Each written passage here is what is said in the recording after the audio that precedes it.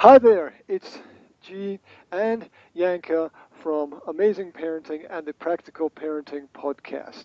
Today, we're going to bring you a special edition. We have an internet friend who's here with us to discuss parenting and his experiences of parenting. So you should be able to see on the screen Martin Bishop, also known as Martin Truther. And can you tell us where you are, mate? Where are you?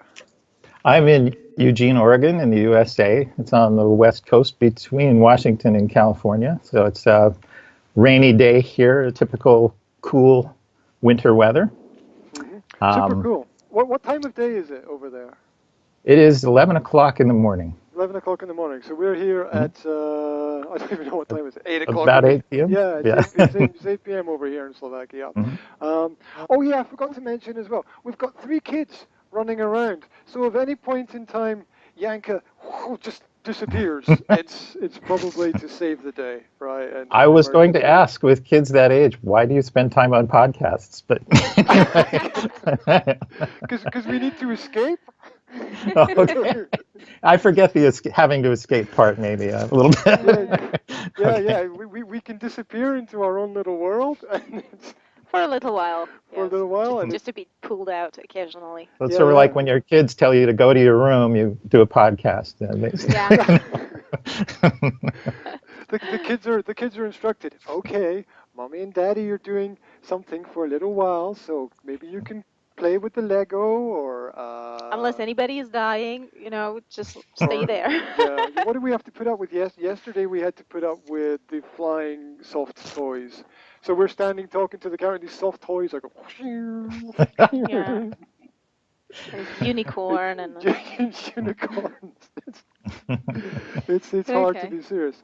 So let's confirm the parenting information. Are you a parent?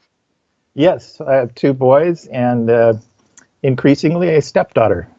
Okay, wow. Boys are 26 and 29 now, so we're past the critical parts, but into the ongoing long-term parts.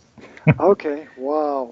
It's the next stage, because it never ends, right? It never ends. Wow. So we've got a few questions for you. Is that okay? Can we? Yeah. Can we explore this parenting issue? Excellent. So, Indeed. the first thing we'd like to explore is when your children were growing up, did you parent them in the same way as your parents parented you, or did you do something different there? A little bit better. Let's see. My parents back in the 60s still believed in corporal punishment from time to time. Ooh. And so that's something that, except for 1 or 2 incidents, I did completely leave that behind. Okay. Let's see. What else? I was a much more, I think, connected father than my father was in some ways. He was very busy.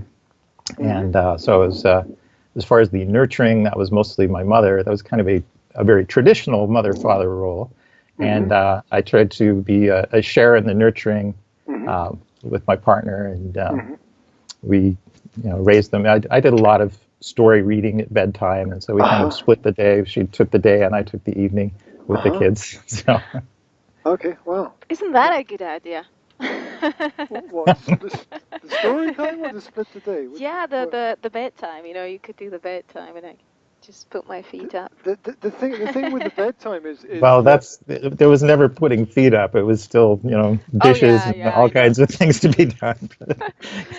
Yeah. I got the sleep thing with the reading, so I read 2 pages of any book, and I'm like, I fall asleep. and I fall asleep. That is some of the most peaceful sleep I have ever had was when I put myself to sleep next to my boys reading stories. I wake up 2 hours later and they'd be gone. Yeah, it's not very peaceful for you because you usually get crawled on. Yeah, but it's like get dad to read to us so that we can have some time to ourselves. Yeah. Wow, that's cool. So So you try to improve basically on what your parents did. I think that's what you're trying Hmm. to say there. Okay, Yes. okay, that's really nice. Did you have any help with the ideas of parenting or any models that you copied? Because there's very little information out there, and I think in the past there was even less information out there for people about good parenting styles. Oh, let's see. Mostly we've just tried to involve them in adult activities. Like I'd be working on Okay. the house and things and Hmm. getting their help with, fixing things. And Hmm. so just kind of have the education happen in a natural way by involving them in what needs to be done anyway. Okay. Mhm. um, So practical it's, skills, basically. mhm. Practical Yeah, skills. Uh-huh. Okay, so I. what kind of skills do you think? Because you had two boys, right? So what Mhm. kind of skills do you think were important for them to pick up? Well, boys are very often very kinetic learners, and so they often, at least in America, get labeled as ADHD and prescribed Ritalin because they're typically in the format of school not allowed to play at recess enough. And Yeah. so I would involve my boys in hands-on activities. Hmm. I think my older son, from a very early age, wanted to use the power tools in the garage, and I looked at the power tools. Well, I'm not going to let him use the radial saw, but we could use the drill. And he would just drill into a stump out in the garage and, Yeah. make these holes and just feel like he was getting proficient at controlling the thing and Oh that wow. power of having tools. And, so that's that ability to impact the world in a non-destructive way is very important for boys, feel like they have some power, some control in the world too. Yeah, So, absolutely. Absolutely. We lived out in the countryside for 2 years, and mhm. I think that the children had quite a good free rein to run Oh around yeah. and explore the Yeah. world around about them. Yeah. Which right now we're back in, I guess we could call it in the city. It's a Yeah. kind of it's a little big we town. So we had a nice yard when our boys were growing up, and I think even as toddlers, they would sometimes disappear into the raspberry patch and come back with red stains all over their faces like a beard. yeah.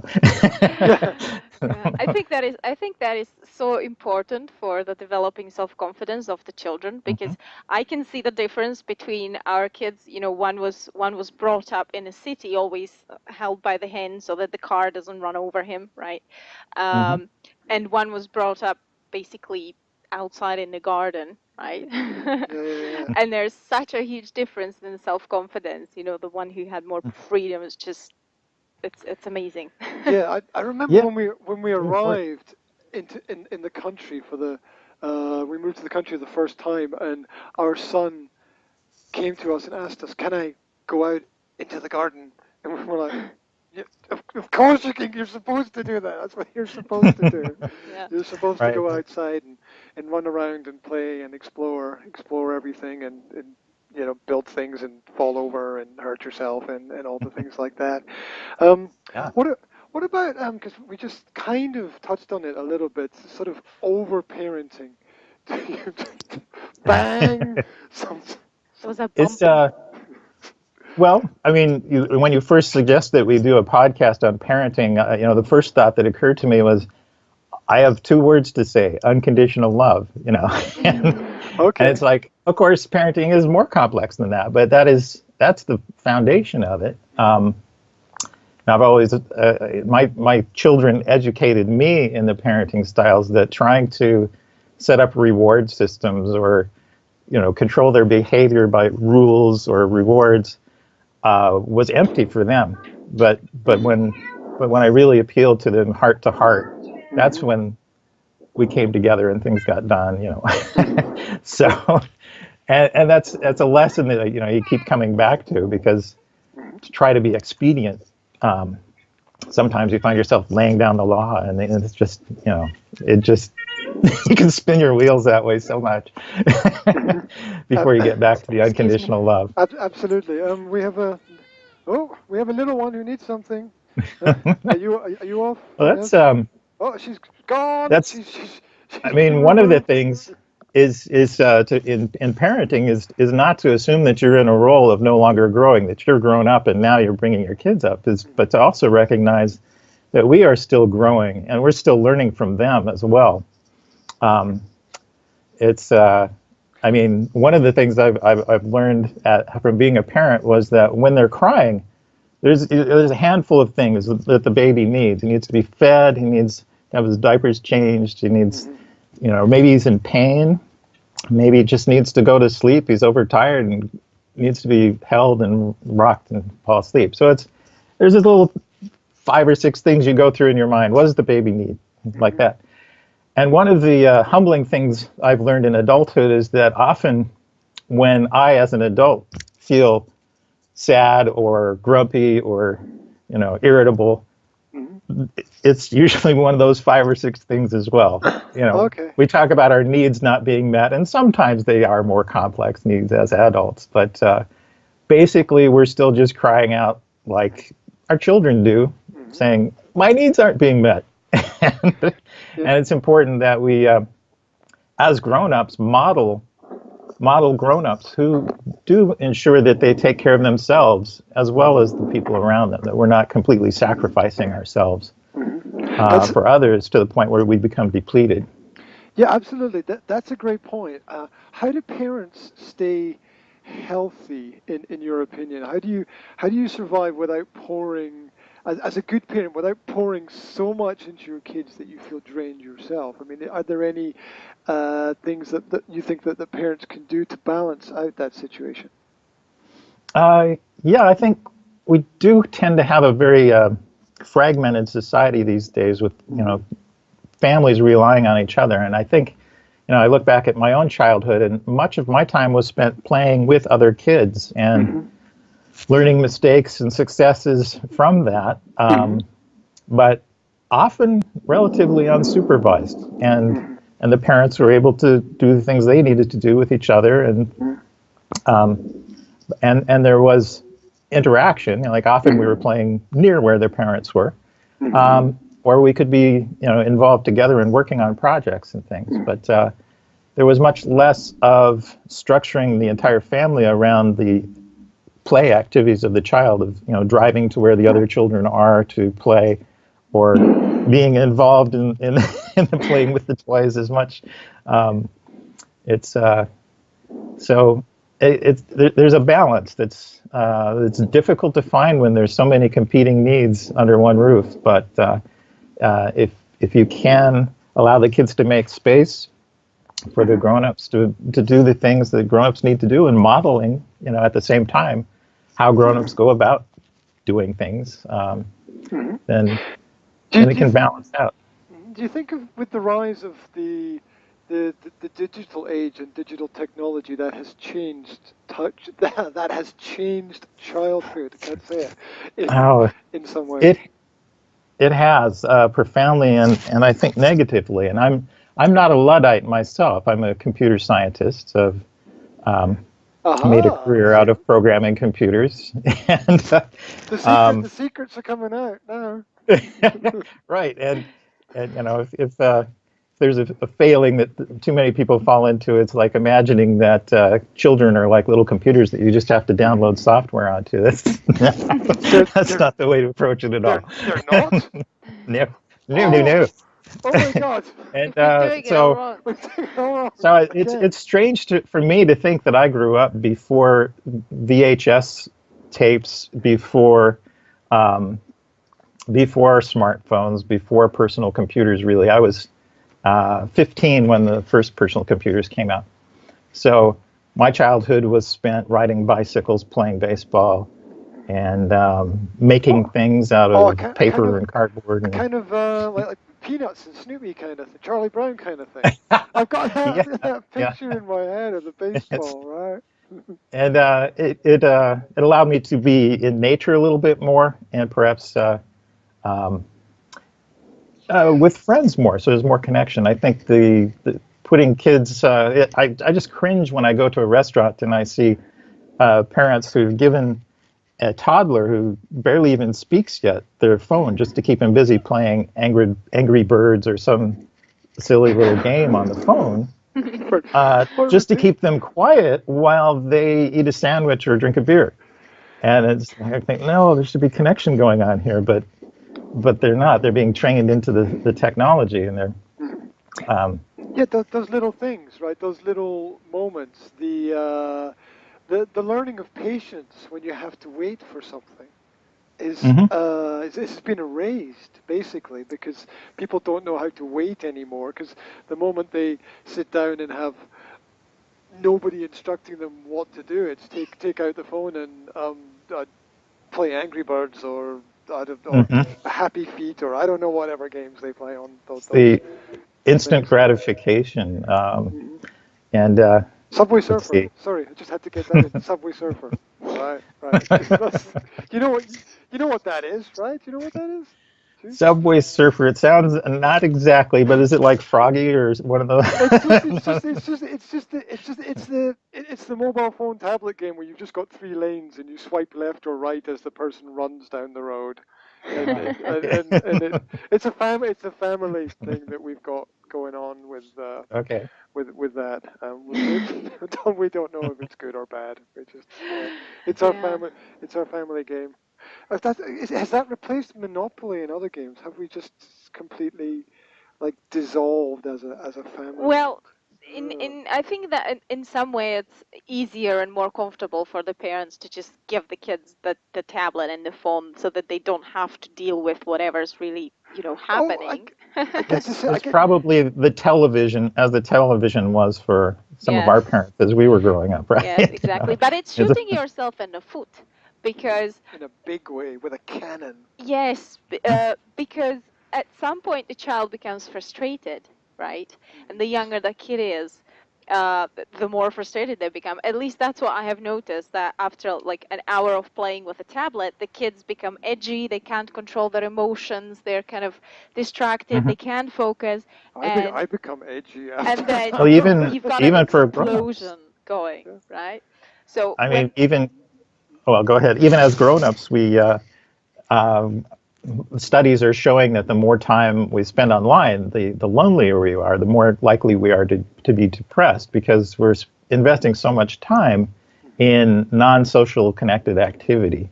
That doesn't. I mean, we know that well, oxytocin, the brain chemistry for satisfaction and love, is triggered by being in close proximity with others, touch, and warmth, and it's there you go,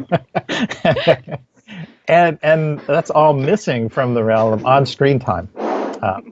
I mean, I guess that's true. unless you're we playing, we we you're would we, all we in a would cuddle puddle with your iPhones and playing games. Let's see. I suppose there's possibilities there too. we Yeah. would reach through the screen and hug you if we could, right? But Right? technology hasn't been developed yet. I think. Yeah, I think. maybe if we You never find know. some kind of compromise, because I believe that technology has some kind of educational Advantages. value, Okay. okay, All right. or I advantages, agree. even for young children, maybe not younger than 2 or 3 years old, but older than that. And I think that maybe if you kind of try to meet in the middle where you maybe supervise them while they're playing, try to have a little bit of interaction, talk about what's going on, then it could be maybe merged. Well, I everything. don't want to give people the impression that this is how I raised my children. We certainly had personal computers for my kids, and they played all kinds of games Yeah. from Kid Pix to Carmen San Diego to Magic School Bus and more. So Yeah. Well, there is a certain level or educational value there where children can pick up some useful skills that they might need in the future or basic information. I mean, I've noticed with the what is it that we watch with the kids? It's Super Y Super Y with the on the telly. Yeah. learning letters and putting the letters together to mhm. create words. That has had a certain amount of positive effect, but of course that doesn't replace parenting. That doesn't replace spending time with children. Naturally, it doesn't replace, as you mentioned, that the contact. They need to be close Yeah. to family and children as well. Um, we've mentioned computers and tablets. Do you think that the way that young people spend their time, do you think there's been a change over the last 20 or 30 years with the different social activities or habits that they have? Well, certainly. I mean, I'm hearing from psychologists that they're counseling with teenagers who almost their whole sense of who they are is through social networking with their friends, because they don't see their friends in person as much, or as maybe we were accustomed to as kids. So it has been changing, and it is, I think, a bit out of balance at this point. Mm-hmm. Okay, was that ever a worry for you as a parent? Did you ever have any thoughts about, oh my God, the children, the future, how am I going to survive? How am I going to get my kids through it? It's such a big responsibility. Or were you laid back and relaxed about it? What was your approach? Laid back and relaxed, or worried? I mean, that's I'm sorry. I mean, worried about that. Yes, both at different times. I mean, it's, change between 2 o'clock and 3 o'clock, right? Yeah. Right. Well, yeah, I think we do tend to worry about our children. If one of the kind of contrasts that I wanted to talk about as a parent is that one of the things I found myself annoyed with being a parent was the idea of having to prepare my children for the world. And yet, as you know from many of my posts politically and so forth, I am aware of some serious problems in the world these days, and there are things to worry about. The world is far from ideal, but as Krishnamurti says, it's no sign of good mental health to be well adapted to an insane world. And yet we find ourselves in a position of having to prepare our children for this insane world. And that sometimes puts us in the position of being a good cop to the world's bad cops. But we're still cops. We're trying to say, well, you'll get that good job and you'll get that college education if you get good grades and show up on time and ask questions and sit up straight and comb your hair and all of that stuff that, kids just look at us and say, what? Where have you put my mom, or where have you put my dad? That doesn't sound like my mom or dad. We can try to be these figures who lead them to behave in social and cultural norms that may be completely alien to what a sane culture would have, but our kids see through us. That's the thing, is that you can pretend to be that voice of responsibility, but they'll see that look in your eye, and they've watched you, yearning for other things. They know that. So when you come at them with this stuff, it's like there's a certain amount of phoniness if you're trying to prepare them to live in the world as it is, as opposed to preparing them to live in the world as we want it to be. Yeah. So how do we do that? How do we prepare children for the world that we would like them to live in? I mean, maybe that's an obvious question. I mean, where does a person start? If someone is a parent and they're or a new parent and they're thinking, oh my God, how am I going to prepare my kids for the future? I know there's a story that the famous unschooling advocate Dayna Martin tells the story of giving birth to, I think it was her first child, and there was a school shooting in the United States at exactly the same time, and she was thinking, oh my God, am I going to send my kids into a school where they might get shot? Wow, I got to do something. I got to do something. And her result was to go down the road of unschooling and find alternative forms of education. So that was her solution to it. What can a person do who's just beginning on their road as a parent? What do you think? Well, it's hard, isn't it? Because in our times, many of us are struggling to make transitions in our own lives from living, maybe a corporate suburban kind of a lifestyle or living in an apartment, to aspiring to have gardens and to have solar panels and sustainable lives, better food, more social connection. So, at the same time, we're struggling to bring these things into our lives, and it's good to have a social connection. We have groups here in Eugene, like the Ubuntu movements, who are making things at home, growing food, making food, sharing resources. A group of people that share resources, that grow their own food, and yeah. So we have potlucks where we bring our garden food and we bring dishes that we've made, and we kind of get to share our own self-reliance a little bit. The steps that we've taken to be self-reliant on food. And we can bring our kids and they can see that as well. See that it's not just mom and dad are different from all those people on TV. It's all these people we know that are different from the people on TV. It's kind of old school but good school.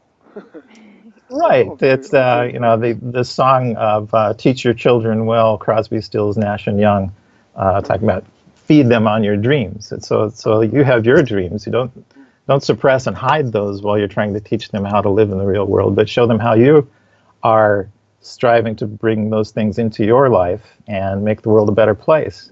And I think kids relate to that much better instead of feeling like they're being forced into this phony, the Holden Caulfields of the world saying, you're all phony, and not wanting to grow up and, rejecting the world of grown-ups in that context to realizing, I'm on a shared journey with my parents. We're trying to make the world better, and they're showing me some of their steps as they're trying to get there, and I think I want to do that too, Absolutely.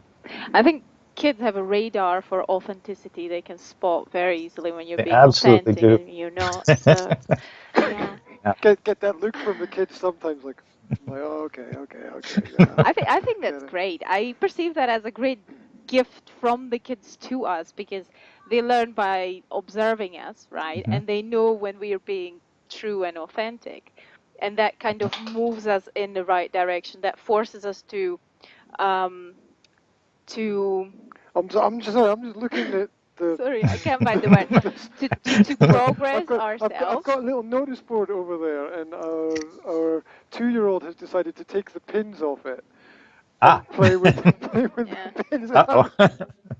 It's okay. She's doing fine. Yeah. They're going in the wall and in the chairs. I'm Not waiting in the for them to mouth, get stuck in my okay? leg. They're like the little push pins on bulletin boards. Yeah. I remember I was putting a poster up when my son was 18 months old, and he wasn't really talking yet, and I didn't really know how much he was understanding when I said things. And this is when I learned that he was listening really well, because I had the poster up against the wall, and it was all lined up, and I realized I didn't have any push pins. And he was in the room, and the push pins were over there on the windowsill. I just looked at him and said, could you bring over 4 push pins for me? And he kind of toddled over there. Did he really understand what I just said?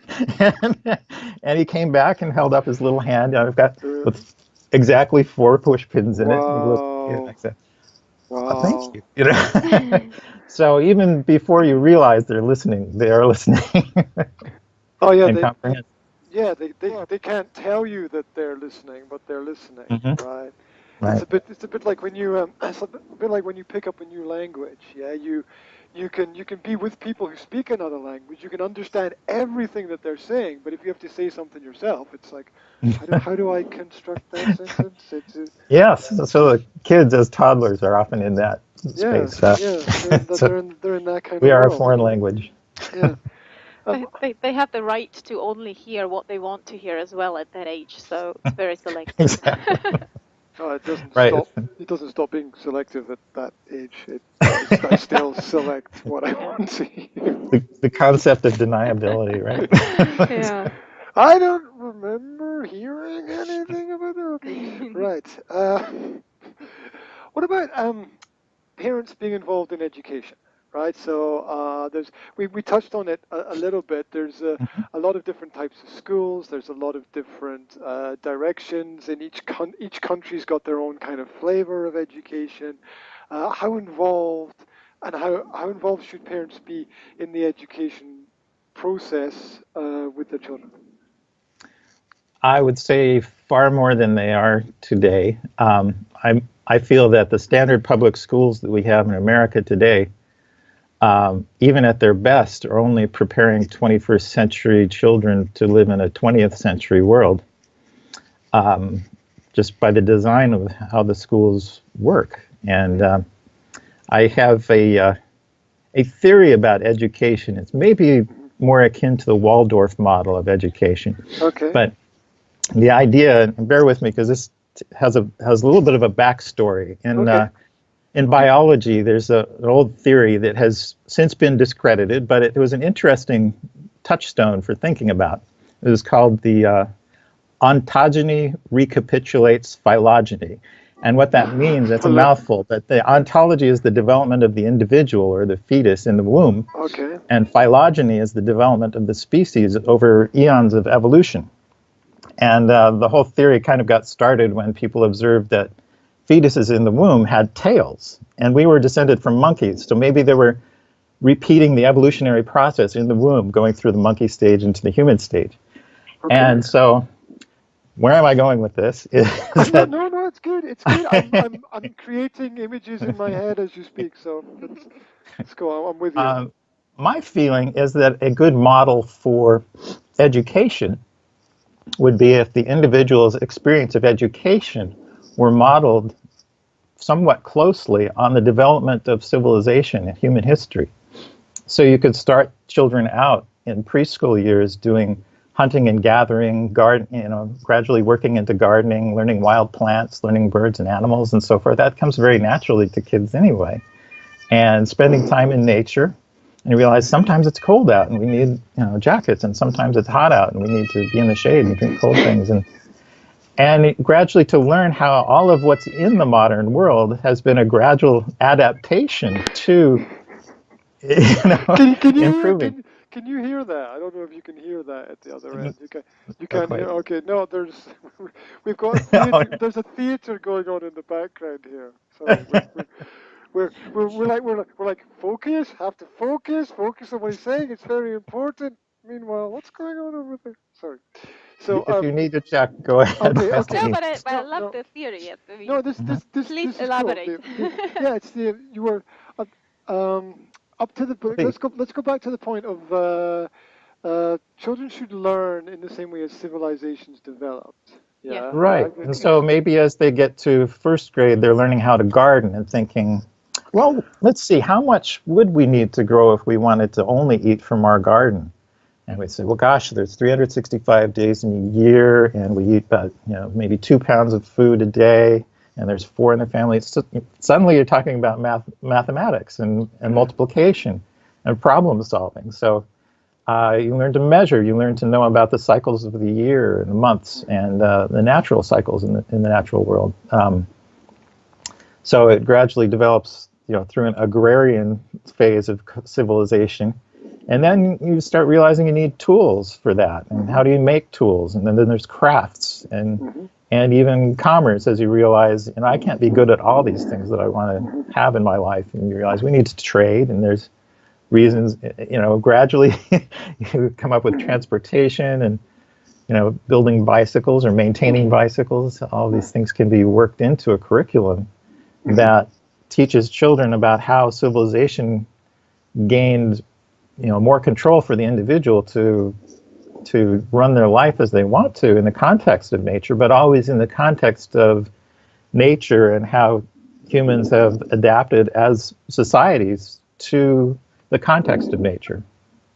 And I think we tend to start out education without that context at all, and it leaves kids asking the usual questions of, how is this relevant to my life? When will I ever use this? And they're very good questions. We shouldn't ignore those questions and just say, well, you have to know this.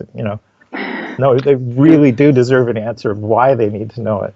And I think if we follow this progression of culture, of civilization, that there's a very natural way of saying, here's the problems at this level. You could spend a summer living out in teepees and realizing, gosh, it would be so much easier to have flush toilets, or instead of these pits over here. They're kind of smelly and sanitary, but it's smelly. So, it's like necessity is the mother of invention. It can also be the driving force behind education as well. Yeah, absolutely. Did your kids go through a classical state education, or was there another path for them? Um, they did go through a classical state education, and one of the disconnects, unfortunately, Hmm. in terms of my not understanding their experience with middle school, was my assumption that the schools were still running pretty much the way they were when I was their age, and that Okay. turned out that was not at all true. Hmm. There was much more formulaic teaching of Hmm. mathematics and Hmm. core curriculums, and a lot of missing things like shop class, wood shop, metal Hmm. shop, electronics kit building, Hmm. um, art classes, singing. Just the diversity of Hmm. things to do at school was really missing, unfortunately, and they were. Yeah, Um, I found that it wasn't. They got a short shrift there. And that's something I'm sorry about. Wish I could have adapted more to that in real time. yeah, But the practicality of some of the skills learned in school, has to be questioned. I mean, I always have a question about, do you need to know the names of like the mountains in Africa or wherever else if you're actually not going to be there and be climbing that mountain? Surely there's something closer to home, more practical Yeah. that you Yeah. need to know. Yeah, Um, we would learn economy and all the great economists in history, but nobody would teach us like home budgeting and yeah, how to actually survive in this world financially. yeah, it's about how to borrow money effectively if you need to do it, or how compound let interest alone works. Or where money comes from in a fiat currency and all that. comes from mom and That's something dad, that doesn't should it? eventually be taught in schools, right? Yeah. Oh yeah, absolutely, absolutely. Um, Mhm. I have some students that I work with in languages, and sometimes I get, why do we have to learn? What is their motivation for learning languages? Because they're in a place where maybe they're learning English or maybe they're learning Spanish, but that's a language that people don't speak here. So why do they need to learn a language that people speak in a country that's far away? And I always have to turn around and say to them, because they're always boys, I have to say to them, girls, that's why you need to learn the language, girls, okay? And then they go, oh, right, okay. So it's got to be It's sort explained of to them in a playing way. into the stereotype that girls are more oriented towards social connection and communication than boys. Okay. Well, it's a way to solve a complex problem very quickly for a short period of time. Ah, okay. Expedience. Okay. Right, so maybe they'll come back to me later and tell me I was wrong. I Well, don't know. Probably. perhaps in a development of civilization model that could be worked in at a point where you're exploring travel and sailing ships level of culture, and Oh you yeah. land in a port and you want to do trade, but you can't communicate with the people there. And they have all this cool Right. stuff, but you don't know what it's called, and you don't know what they want, and Yeah. it's like, so Absolutely. Yeah. and Well, you could introduce that as a way of building the whole, well, the dream of having people learn languages is that they would then be able to um, act as liaisons between cultures and create peace in the world that way. yeah. I wonder where all those people have gone then. Oh, they're probably working somewhere. Right. Probably working at Walmart. No. I've, I've got stories about that. So you're right. You're absolutely right. That's exactly what's happening. Right. Right. Okay. Anyway, so um, was there, as a parent, your kids obviously they grow up, they go through the education system, and then at some point they have to leave, and the parents sort of have to, give them a little bit of space. The parents have to let go. Was that an easy process for you as a parent? Because sometimes people find that difficult. I don't know. I've never met anybody who said that that was really easy. Okay. I've met people who I thought had it relatively easy, and they informed me that it wasn't, in fact. But, um, oh, let's see. It's I would say you always want your children to be happy, and turning them out into the world, it's a difficult world these days, and but you also know that they have to be able to navigate it themselves. So at some point, you can only offer so many suggestions, and they kind of have to do it on their own, you know. So. Okay. Is there, at what age do you think the parents should begin to sort of have a hands-off approach? I mean, should they have that all the time, or, you know, should it be like when children reach the teenage years, or what can we expect to experience as parents? Because we have an 8-year-old, a 5-year-old, and a 2-year-old. Well, I think that it's not so much an age as it is the child's level of responsibility and safety for themselves.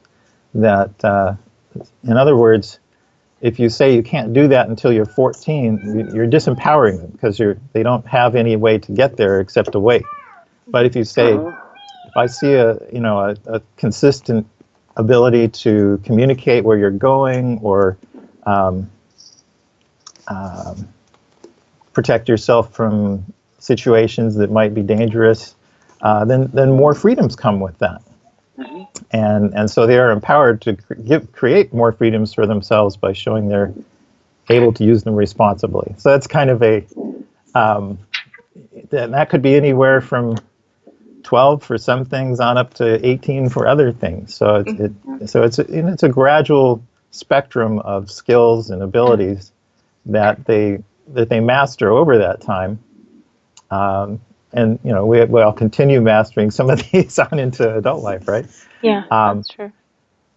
But that's what I've tried to do. Is, you know, I had so the kids have different abilities in terms of physical coordination and sense of safety and sequencing and things. So I remember I had one son who wanted to learn rock climbing, so we went and did that together at the local rock climbing gym.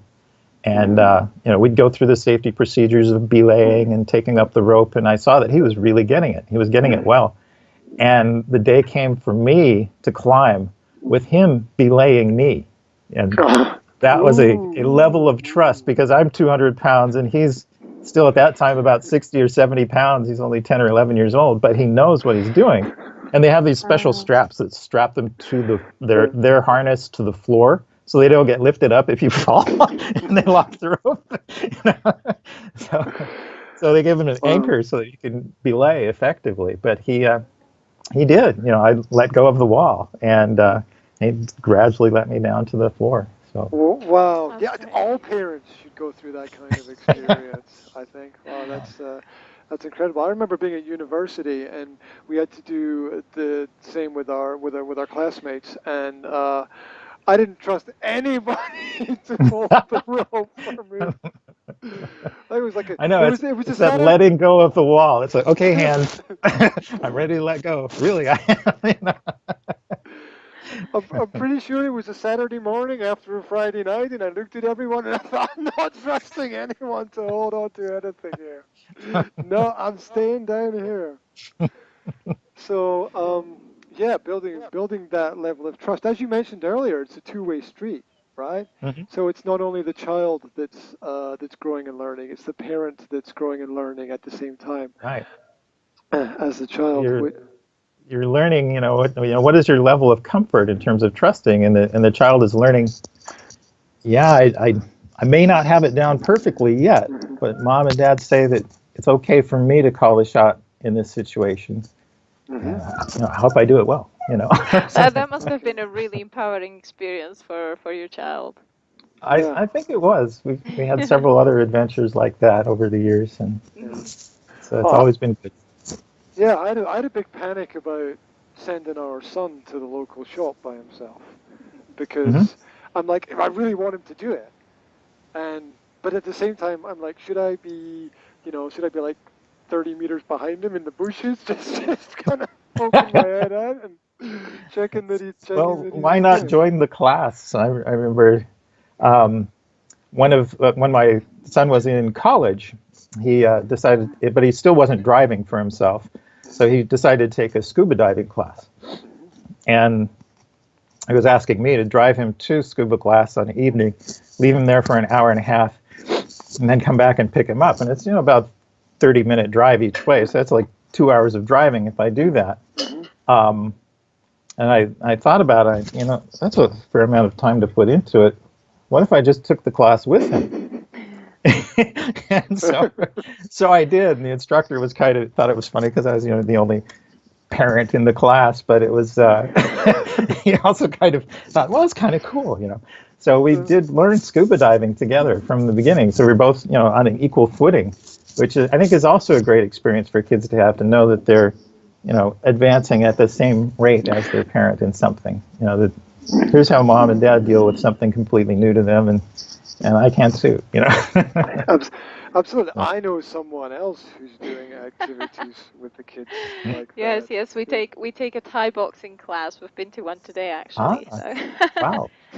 Yeah. So it's interesting for me because they all come home all hyped up and ready to take on the world. And I'm like, well, guys, relax. You can relax now. It's okay. You're home. Yeah. The kids take the punching gloves and try to beat up dad. Yeah. Try out their new moves. Yeah, you may have to sign up for that class as a matter of survival. It is. I mean, it's okay when they're small, but as they get bigger, it becomes progressively more difficult. I remember as a teenager, the first time I went to my father and physically lifted him up, I remember the look on his face. You can't lift me up, you're too small. I grabbed him and lifted him up. He looked at me and said, oh my God. Whoa, can't do that Not that anymore. small, eh? Right. Yeah, so, well, here's one of sort those, of a rite of passage, isn't it? Realizing you have physical strength, matching your parents. Remember, I don't know if it was a Mark Twain story or something. He was talking about being angry with his dad as a young man, and he was like 17 or 18 years old, and suddenly he just got up at the kitchen table and grabbed his dad by the leg and dragged him out the door. He was expecting him to protest, and he dragged him out into the orchard, and he still didn't say anything, and he dragged him down past 17, 18, 20 rows of trees, and suddenly the old man says, "Hey, stop! Stop! Don't drag me any further." He said, "What? Why are you protesting all of a sudden? Why are you quiet?" He says, "I did not drag my father past that tree."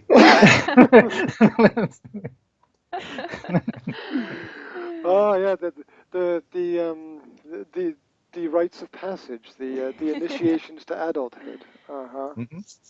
Okay, wow. There's a test of wills coming. Be aware. There's a point. There's a constant test of wills in our household with a toddler. And the advantage is to know when to let the Wookiee win.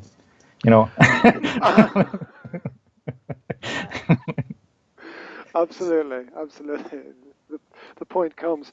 There's a classic phrase that is used about parenting, which is how fast they grow, talking about the fact that when you have kids, time just seems to disappear and the children grow up so fast. They're 3 and then they're 5 and then they're 8 and then they're 12 and then they're leaving home. So was it kind of the same for you, that you felt that things went very quickly for you as a parent? Or maybe not. It can be a blur. I mean, I know when you're in it, it seems like it's never going to be over, and then you wake up one morning and things have changed and they've got their own lives and their own friends, and you've got a free evening suddenly, and it's a what? Sorry. It sneaks up on you. What's that? When you don't have to pay. I know, it's lost in translation. It's something we over Never 50 heard people of those. know more about. It's probably some kind of a legend. Books were written. Yeah. This is one of those advantages of having potlucks and having other parents that you can join into kind of a tribe in your local area, is the possibility of having one couple take all the kids, while the parents get to have an evening together out. Yeah, we're missing something like that here. We're missing kind of a community that could, kind of take care of each other. That will change next year. I've got plans. You don't know about that, but I'll tell you about Ah. that one later. Okay. So, plans. I Things. love your surprise plans. Things. They always stir things up. I'm just baiting What is you he at the up to? moment. Yeah. There's I don't know, probably going to move to Mozambique or something. Mozambique. I don't even know where that is. So. My sister's there on a holiday. She's sister's there. What? Huh? Okay. Anyway, right. Focusing on parenting. You mentioned earlier unconditional love as being. I can't remember how you described it. Probably as something like one of the keys for you to It's parenting. a foundation, and Is it, it? Mm-hmm. otherwise, otherwise you're trying to do behavioral modification, much like a B.F. Skinner or something. Okay. And that's what I talk about when I talk about the pitfall of falling into the thought of trying to program your children as though they were computers. You reward good behavior and you punish bad behavior, and that's just a model that I think has largely failed, or it has turned out children who do the right things for the wrong reasons. Absolutely. In the unconditional love piece, the sooner you can learn that, the better. It's probably the main reason we incarnate here anyway. Okay. It's possible that phrase means different things to different people. So what does that mean to you? What does unconditional love mean to you? What's your definition of that? It's a very solid connection that can be relied on. It doesn't always mean that you're going to do exactly what they want, or but it means that they know that love is always there, and whatever you're doing it out of that love. So that sometimes helps when things that they don't want to do come up. And they think, gosh, this is coming from love? How? It's like, okay. And that's a good question to ask sometimes, and it helps in the learning process. Mm-hmm. So. Okay, so. And sometimes we have to ask ourselves, am I doing this out of unconditional love? No. That's a good question, yeah. And if the answer is, I'm not sure. That's a great that's a great question. That's definitely a stop and check and think about it at least once a day question. Yeah. For sure. Just get that on a T-shirt. Definitely, ideally. Yeah, we'll get That's a good idea. Quoted on a T-shirt we'll have with your name underneath it. Right, there we go. That'll make a great piece of advice. Talking about advice. And then people would hold you to it. It's sort of like I had the pleasure of dyeing my beard blue recently and going around town doing my errands, and it was so funny how people greeted me with smiles, so just because I was wearing a blue beard, Was it on purpose, or have you been just eating blueberries, or? The Halloween. I did it on purpose. It was sort of a dare. Sort of. Yeah. Yeah, it's always interesting. What can I say? She put me up to it. I had to do it. Women. It's the what's that?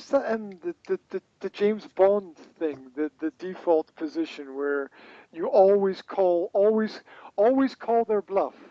It's in one of the James Bond films. I just remember that.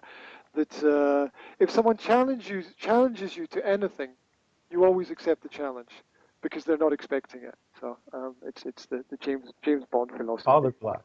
Yeah, call their bluff. Always call their bluff. If they challenge you to something, always accept it, because they're probably not expecting it. And you did that, so you are James Bond. Basically, by that definition. I'm not sure I follow this, but oh well. How does being James Bond and parenting? I don't recall any episodes where he was changing a diaper.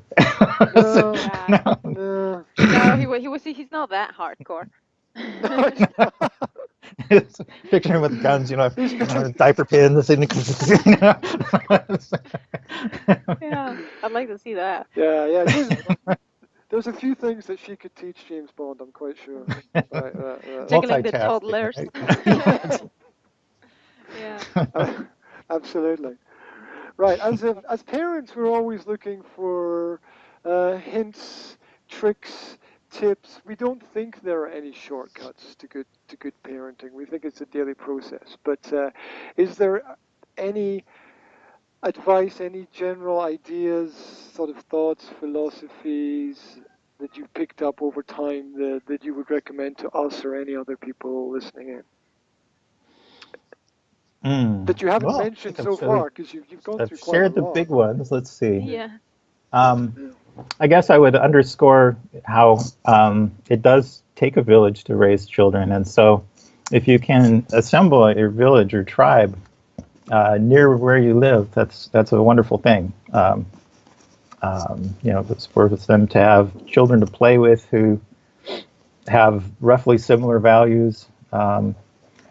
I have sometimes seen that work well in a church situation. If you can find a community of faith that is aligned with your view of the world, and I've had some increasing success with that in life.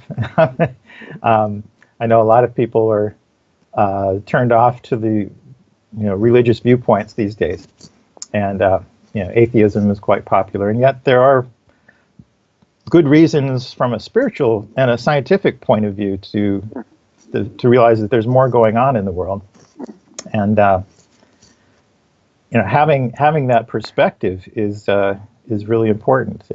So I have a spirituality that I feel has developed out of a scientific methodology, looking at near-death experiences and reincarnation and remote viewing, and the statistical probabilities of certain things happening, like blind people having a near-death experience and being able to describe the colors of things in the room that they were in while they were flatlining, so to speak. Uh-huh.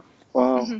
And you realize that probably was something real. But how was their consciousness able to leave their body and remain conscious while their body was completely unconscious? And I think these can be very empowering views. And a lot of people view religious dogma as being disempowering, and historically it has been used to control people. There's the classic cartoon of the "we rule you," the royals; "we fool you," the clergymen below that, and we boss you around, the soldiers and police and all that. So that has happened in the past, but I think there's also an empowerment that comes from knowing that there's more to life than just this materialistic determinism that's so popular in the scientific views. And even science is showing us now that there's a quantum reality, and there's probabilities, and something can be both a wave and a particle at the same time, and that conscious observation actually changes physical world outcome at least a subatomic level, and maybe more. And yet we still don't know what it is to be a conscious observer, because if we think we're just made up of cells and atoms and molecules, where is the actual consciousness in there? Are we not just matter interacting with matter? Absolutely. Yeah, it's the problem of trying to study from outside of the box.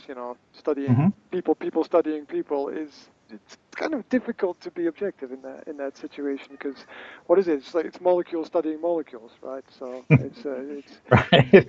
it's complex. And it is so I think the more that we become aware that there is more, and that there's that can be empowering, because and this is probably something you might not want to try with your kids, but not having a fear of death can be a very freeing thing. It's like Zora in the swimming pool. It's one of the things that people come back from near-death experiences. Almost all of them report no longer having a fear of death, because they have a sense of it's a beautiful place that we go to afterwards. And so when Tony Soprano can no longer make you an offer that you can't refuse because you have this expanded spiritual perspective on the world, you become less controllable, not more controllable. Now, in the context of parenting, control.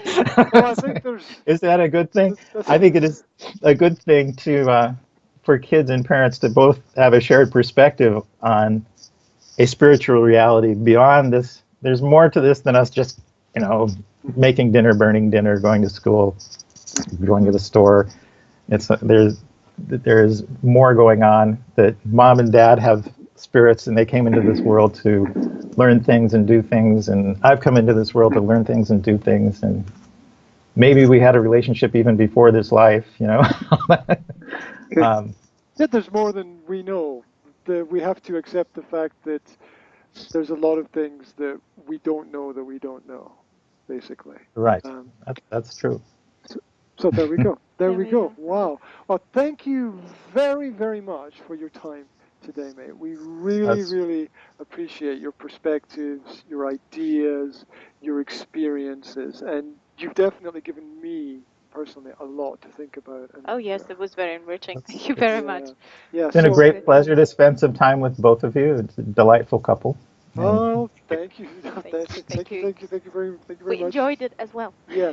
So how can people connect with you online? Where's a good place to find out about information that you like, or where can people find you if they want? Well, I have been branching out lately. I have Martin Bishop on Facebook, and but I am Martin Truther on almost all the other platforms: YouTube, Minds.com, Twitter, and on my Facebook Martin Bishop page, I have a notes that's called Forwarding Addresses, and it's got 20 different places where I have at least a minimal presence online.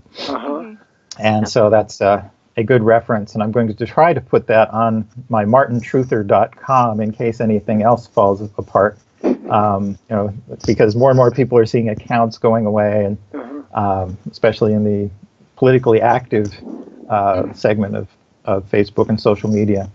So, but basically, if you can remember martintruther.com, I will always have forwarding addresses listed there, and try to keep that up to date. So. Okay, that's super cool. So stay on the line, because we're going to have a bit of a chat with you after we finish the official part of things today. Okay. So if you want more information about parenting online, you can find more information at the Academy of Language Therapy and Life Coaching on YouTube and on Facebook.